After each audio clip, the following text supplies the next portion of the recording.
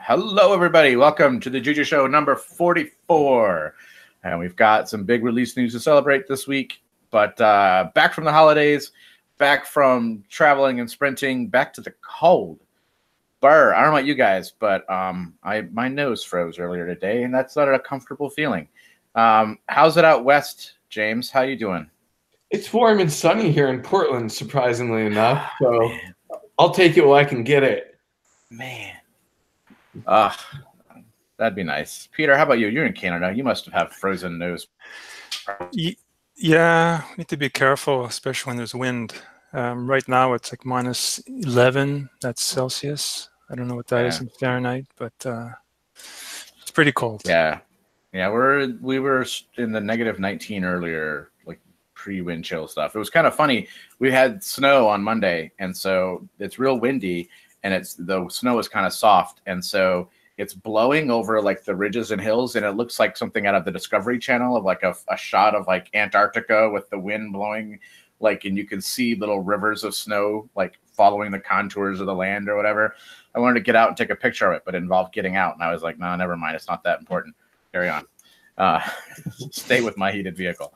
But we're inside. We're online. Internet is still working. Lights are still on, so we're going to take it and talk Juju for the next little bit. So I've put together some of the news of interest from the Discourse site. Remember, if you always want to chat with the community, with the development team and everyone in engineering, the best place to go is the discourse.jujucharms.com. And we have a lot of interesting conversations. So I wanted to highlight a couple of them. One of them is an ongoing discussion that's been basically, we had a new hire join the Juju team a little while ago, Tim, and we asked him to kind of note anything that struck him as a new person at Juju as, odd or could use improvement, those fresh set of eyes where they're not Stockholm syndrome into this is the way it works kind of thing. So we thought that was really good, and he had some notes there. What's been fun is then, as other people have come along, they find that post and are adding to it. And we've had some really good recent additions around it. What's been fun, though, just recently, so we had, I'm trying to look at, if I can map to username here. Who was it that had the list of, oh, that's the wrong one. I have no idea who Somplis is, Soumpplis, but he had a really great checklist, like bullet list of interesting things. And so some of it was, unfortunately, that's working as intended here. I can try to justify it. Some of it was really good points, and here's where we're addressing it. So I always love it when someone goes like, man, this could be better, and you can point to and go, yeah, and here it is better. In particular, Peter, I know you just did the multi-user documentation stuff, and you highlighted how, hey, that could use some improvement, and you went, I just got through updating that. And so the feedback there was, that's perfect. So always great when people find issues, and you can go, agree, done. I like those, the ones that are already done. But some other ones are some known bugs and known issues. We've got one that's a patch against 2.6, which will improve it and all that. So it's really interesting to go through and kind of see, but it highlights a couple things. One, we always love fresh eyes, and we always love feedback from folks. So I encourage you, if you hit things, to go ahead and bring them up, bring them to our attention. File a bug, note it in Discourse. You never know. It may already be done. We just didn't miss, we just missed it. And then two, is to make sure that you're giving an eyeball out for stuff that's new and changing over time. Just because it was that way 6 months ago doesn't mean it's still that way. I don't know, James, what do you think? Have we changed at all in the last 6 months or a year? Oh, no. No, so but we're continuously improving, and so I just want to make sure that people give a look around sometimes when they hit an issue that you never know, you might come around and see that we have addressed it. So good conversation there, so appreciate it. Let's see, anything else have particularly jumped out on here? The one I like is that Anastasia just landed Juju Show application, which is something I've really wanted for a while. We have all this kind of list show standard command line setup, but because we had the status thing going way back, we never really thought about show application. So there's some more data we can put in there, but that's in the 2.6 in the Edge snap if you want to try it out. And it provides just a dump of information about the application. And so as we build that out for 2.6, it'll be really exciting to kind of get a quick one-shot, in-depth, all the information you ever wanted to know, rather than having to pull the information together from 3 or 4 different commands or places that you currently have to go browse around to. In particular, the one that keeps coming up is around bindings and endpoints available. And show application lists out the bindings, what spaces they're bound to, and if they're not, it just shows an empty string so you can see all the ones that are available as well. So for all you command line junkies that are like, hey, what relations are available here? It's there in the edge snap. Dun, dun, dun. People have been asking for that for years. I think that's just awesome that that's up and coming here in 2.6, it looks like. So yep. Thanks, guys. Thank you, Anastasia, for sure. Next up, there's this other post around register should add cloud definition to local client config. And I wanted to talk about this one a little bit because I wanted to kind of explain. I can understand on the just I'm using it by myself and I use another machine or whatnot, how I could want this to be there and to happen. But we often come at things from a multi-user, multi-tenant, multiple people involved. And so we tend to be a little bit less automatic in those worlds because you don't want one person's opinions or things to pollute or leak to another person when you didn't want it to, right? So the idea here is that, hey, if I have someone adds me to their controller and they give me a register command, wouldn't it be cool if all the info was dumped onto my local client so I could reuse it? My first thing was a security problem of if I give you access to my controller, it doesn't mean I want you to have access to my cloud credentials or any other stuff that I have, right? But there was the idea of if you are in a private cloud scenario, like an OpenStack that the team has access to, and someone has a controller, does it make sense then to maybe go, hey, you don't have this cloud available, so I'm not going to pull the credentials, other person's credentials or whatever down, but I will let you have the cloud there. And if you add your own credentials, you could also use that cloud in an easier fashion. And I think there might be something to that. The register command is interactive. And so we get, because we ask you to do things like give it a name, to set a password and such. And I think it makes sense for us to kind of go, hey, would you like us to copy this locally for you or not? So I think there's definitely some improvement we can do there. But I also wanted to kind of go, I totally see where you're coming from, but I don't know that it's like the right automatic thing to be doing there as well. What do you guys think? It makes total sense. Thanks for that, Rick. Yeah, I wonder if the add user command could take a special switch to enable what that user is looking for. I don't know that it's on someone else to decide for me what goes in my local cache. I think it would be much more about, do I want to go ahead and add it locally? If I'm talking to that cloud, I mean, technically the definition's on my machine anyway because I'm pointing to the controller. So I'm hitting, well, I guess, you know what? Not even that, though, to be honest. And then once you said that, I thought of users who might only have read access, and that totally, and that like smacked me right in the face, and I was like, oh, yeah. Well.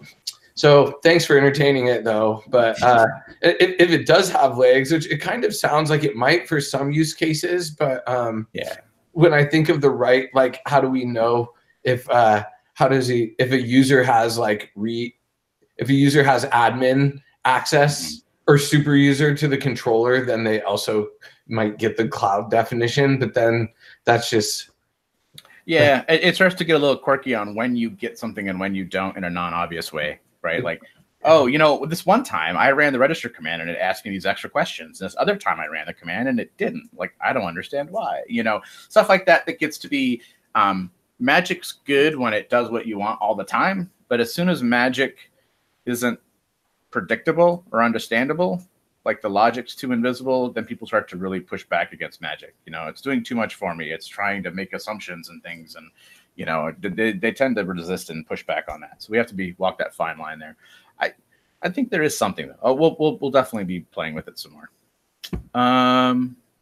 But good conversations to have in the Discourse site. Next up, I wanted to highlight this for Corey.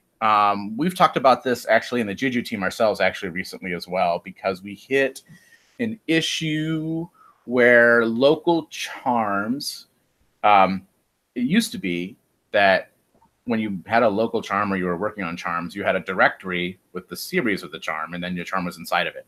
And when you deployed stuff, Juju would go, oh, I see, I'm in a root of Trusty, therefore this is a Trusty charm, or I'm in a root of Xenial, and this is a Xenial charm. We ditched that because that involved having 2 copies of charms, and that charm may work almost exactly the same between 2 different series. And so we moved to having series declared in metadata.yaml so that you could have a list and we would check that list.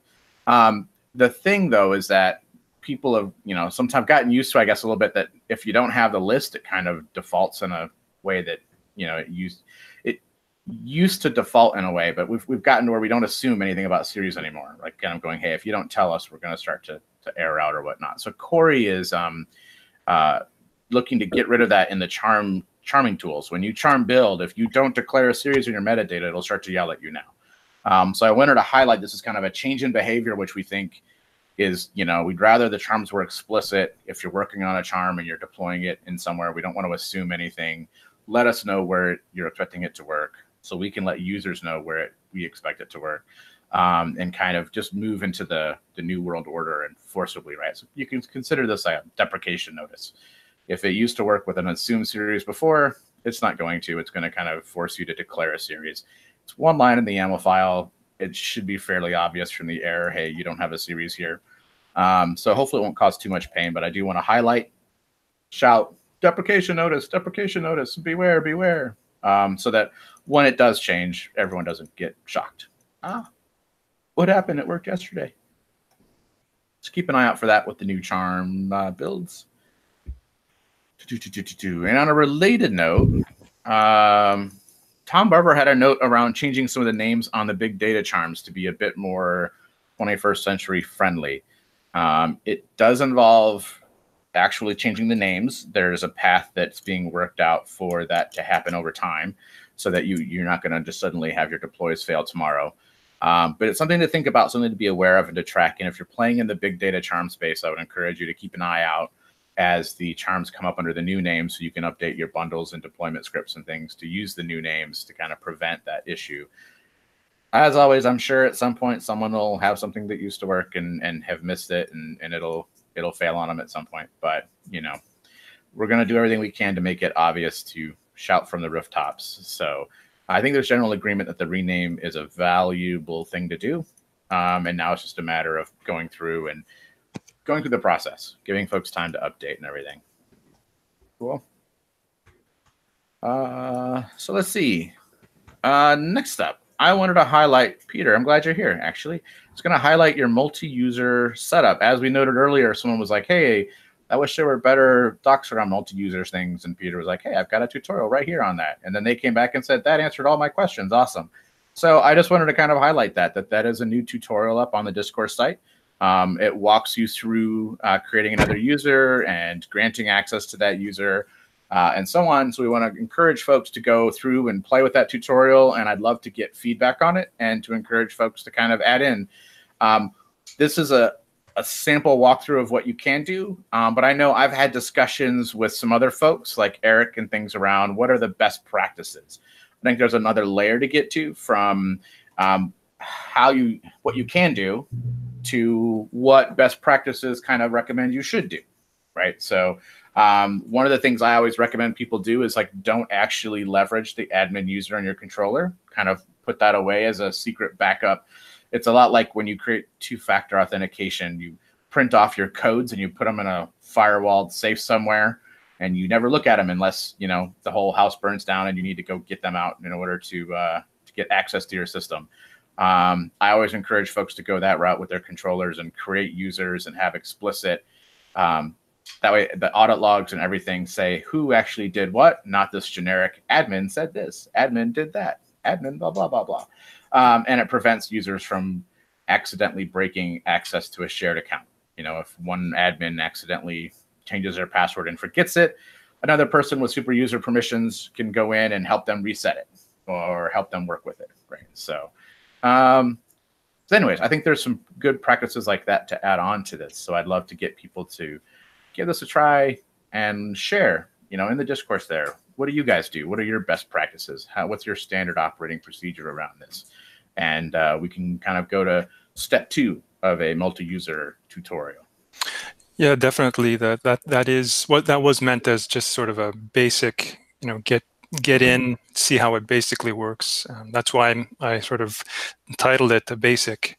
Definitely, there'll be further tutorials. And yeah, I will be updating the Discourse whenever I come up with new tutorials. I think it motivates people to see the documentation being refreshed and stuff like that. No, it's great. I know, there's definitely a place for, what does this config option do, and going and looking that up and having a blob around that config option. There's another thing, which is the, hey, how do I juggle the 12 different moving parts in a way that is sane? Like, how do I hold it correctly? Because I always like to go to that one. Sorry, Apple, but that was just too awesome to pass up. So, and I think the tutorial is a really great place to do that. Like, how do I hold it correctly so that I get the best experience? So thanks, Peter. In a related note, Heather from the engineering team, she put up 2 different, we'll call them mini tutorials around some configuration options this is like not for the beginner group. This is for I know what I'm doing. I love how she puts a note at the top. This is a sharp knife feature. Be careful with it. The feature is around adding extra user data to Cloud Init, and Cloud Init is used to provision all the machines that Juju manages. It's how Juju, basically the machine comes up and Juju dumps a script on there via Cloud Init that says, do the following steps, which involves install Juju, talk to the Juju controller, tell me about yourself, start up all the little Juju agent bits that need to run. And so you can customize that so that in your model, you could say you get this extra bit of Cloud Init. Folks may use that for things like tweaking a standard network config in a way that everyone's got a certain DNS resolution. You may do it so that you can overwrite something. Again, I don't want to get in the weeds on this one because, again, it's very much an expert feature. But anyway, the point is that this has been noted in the documentation, but folks often go to the how do I actually do it? And so she's got this tutorial here around how to actually pass the data in, an example of passing in the data, and kind of really adds a bit to the documentation side of that. So I encourage folks that have played with that to try it out. The other one is another model config key is container inherit properties. This idea is that sometimes when you create a container on a host, you want the container to grab settings from the host, right? So the host, maybe in Maz, you told it, Maz, here is my apt cache that I use for everything. Don't go out to the main repos. Instead, go grab my local cache. So when you create a container, Maz has nothing to do with that container. Maz can't tell that container, hey, by the way, we're using this cache over here. But what you can do is tell Juju to say, hey, look at the host, and if it's got some of these settings, make sure that Juju sticks them on the container as well so that you have consistency. So kind of an important one when you need it. But again, for the most part, it's you know it when you need it. And if you don't know it, you probably don't need it. I wouldn't worry too much about it. So thanks, Heather, for those notes in there. So anything you guys want to bring up before we jump into the main topic? What are you up to, BD? Oh man, I'm just trying to dissect all these new info on the Kubernetes charms. I've been pretty much head over heels excited about it, and I just think it's great. So do me a favor, give me the outsider elevator pitch thing. Like, how's it going? What are you using it for? Why is it exciting for you? It's exciting because it allows us to basically, well, for what we're doing at my company, we have a lot of our workloads basically just go, some workloads are going to be an OpenStack very soon that connect to workloads in AWS and workloads on the bare metal infrastructure we have at the data center. And so seeing as all these things are deployed via Juju across the different cloud substrates, we now have a new use case to kind of migrate part of our processing workload to more of a multi-user execution architecture, and using basically the enterprise gateway Jupyter Hub in conjunction with the Spark Kubernetes driver and the Spark on Kubernetes native. It will allow us to take advantage of a much more, let's say, cost-effective and just efficient in every single way processing architecture over using just legacy Hadoop in some ways. So having the capability to deploy our workloads on Kubernetes via Juju, will just kind of give us the same interoperability we have with the rest of our cloud substrates with the workloads we'll be deploying on Kubernetes as well. So are you using relations from the Kubernetes and the non-Kubernetes there? Like, is that something that Juju's value adding for you at this point, or are you just running them deployed independently? Just deployed independently, but we have relations between all of the other clouds. So okay. Yeah, things from the data centers relating to things in AWS and into OpenStack from the data center and from AWS. And so we have basically all those things are kind of working in our favor. And I think that, just really kicking the tires as hard as we can to see how we can take advantage of the Kubernetes workflow with Juju is just going to really behoove us in many ways. So we've got a few people in the company who are devoting a lot of time to that area right now. That's crazy. So you're operating workloads on 4 different substrates there then, right? Like you've got bare metal, OpenStack, AWS, and then the new Kubernetes stuff? Mm-hmm. I mean, the Kubernetes stuff is a work in progress, but sure. there's kind of a lot of cycles going into it, and I assume it's going to be I assume we're going to be able to make something of it here pretty soon. So yeah, really exciting all the way around. Cool. Well, we look forward to hearing where you guys head from here. Sounds like exciting, fun stuff. I know Ian and the folks that are working on a lot of the Kubernetes work in Juju will be excited to hear any feedback and stuff, which I've seen. Again, you're in Discourse commenting on stuff, so I'm aware that you're providing feedback. But as always, there's that BDX character making noise in Discourse. Too loud. Too loud. All right. We love it. We love it. So with that, the main topic is, speaking of Kubernetes workload, that's one of the features in Juju 2.5.0, which was released and it hit GA and final last week. I will say that we know of a couple of issues from our internal use, and we've got a 2.5.1 coming very soon. We're locking down. I think we've got one more bug we're waiting on a fix on, maybe 1.5 before we lock down the SHA and get it through into QA. So we expect to see that probably next week to see it actually released. But 2.5.0 is out there, so that means it's time to do the magic upgrade dance. And so I'm gonna see if I can demo this. Can you guys see this all right here? All right. Oh, come here. All right. So let's snap info Juju. I cheated. I installed 2.4.7 by going to the 2.4 track. So what I'm going to do is I'm going to, refresh. Instead of 2.4 stable, I'm just going to grab stable. And no one look at my password. So if I could type my password. Come on. There we go. So now I'm going to get this latest stable Juju. Yay. Normally, if you were on the stable track, you would just have noticed that you have 2.5 because the snap would have updated. And I love the snaps auto upgrading stuff. So now I'm at 2.5.0. Yay. But my problem is I've got this controller that I'm running, and that controller is running 2.4.7. So that's not good. So I'm going to have to do this. I'm going to have to, let's switch to that controller. It's just my local host because we're demoing. So let's upgrade. Nope. Upgrade Juju. Should have prepared this better, but I figure I'm going to do it on the fly. Show just how easy it is that even I couldn't do it. Oh, that's what I did wrong. See? I have to be on the controller model, and then I can actually upgrade. You upgrade the controller first because that's where all the APIs are, and voila, I am upgraded. So now if I Juju status my controller model, I can see now I'm at 2.5.0. And I can go back to my default model. Now I can work on upgrading all my other models as I see fit. The controller is the one that has all the API endpoints. You need to have all the new APIs available before you start updating all the models that talk to the API. What did I not do?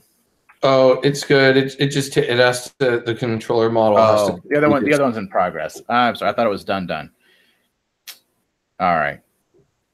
Anyway, so eventually this will complete and we will have an upgraded Juju. So there you go. You get the new snap, you switch to your controller, and you run Juju upgrade Juju, and you let the upgrades begin, because soon enough, 2.4 will be old, ancient stuff, and 2.5 with the LexD profile support, with the upgrade series support, with the Kubernetes support, with a ton of bugs fixed and performance improvements and scale improvements done in. Like there's a lot packaged in that 2.5. I know, Peter, weren't those release notes fun? They were very, very short and tiny, right? Nothing yet. No, I mean, it's a good, geez, I don't know, 6 to 9 months of work that the team's put into 2.5, and we're very proud of it and excited for everyone to get out there and get their stuff upgraded for that. So how many of you guys have upgraded yet? BD, how many old models do you have running around? Like maybe 7 or 8 per controller. Oh, how many controllers? Wait, you're cheating. You're like, oh, only 7 or 8 per controller. That's all right. We understand upgrades take time, but hopefully we can motivate everyone to get the new stuff out there, because it's worth having for sure. Mm-hmm. Yeah, 2.5 is just great. I would highly encourage everyone to get up to speed, baby. All right, checks in the mail on that one. Thanks, James. Appreciate it. And that's all I have today. Basically, it's a call to action to engage in discourse. Tell us about the cool stuff you're doing, because we love hearing it, and how we can improve, because we love hearing that as well.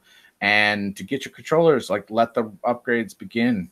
Don't forget, we did a Juju show a while ago. We talked about a tool, the Juju Upgrader. If you have a lot of controllers and models, it's a great way to manage that upgrade process. It lets you roll upgrades across many models at once, and to do it in a rolling fashion where you can have it upgrade, a couple at a time, over time, sanity checks and stuff. So I also encourage folks, if you have a scale of things to do, that you check out the Juju Upgrader tool and the old Juju show, where we walked through and demonstrated that. Don't need to repeat it, because it's just as good now as it was then. So go check it out. That's it. Anything else, guys? Going once. Submit Juju docs bugs. I monitor that very closely. Where can I put that URL? What you can do is stick it. There is a Discourse thread for the show that has the links of all the stuff we talked about today. So we can edit and add additional links to that. That's a good call out. I should add the link to the Juju show with the Juju Upgrader to that post. So in the description of this YouTube video is a link to the Discourse post that has all the notes and agenda items for the show. And Peter and I will be updating that with additional links once this is over here. So great. Everyone have a good day. Stay warm, and keep on running your Juju. Thanks, guys. Thanks, Rick.